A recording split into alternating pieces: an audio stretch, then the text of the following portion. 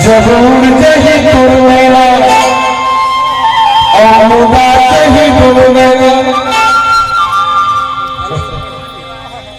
सुरेश भार्गव कहत है बहुत सुंदर कोनो कहत हमें बहुत पैसा वाला गोरीलाल बर्मन के छे मोर लगविया कोनो है नहीं ये भजोइया में खानो कहत है हमार सही कहा कोनो बजाने वाला अब कोनो कोनो माई लोग मन घलो कहत है मोर में सुंदर कोनो छे लेकिन ये सब कोई काम नहीं। आज बाबा गुरु घासीदास ने बाबा साहब अम्बेडकर देख ले बाबा गुरु घासीदास कहे एक बार गोरेलाल बर्मन की दुनिया में देख के लिखे और जाते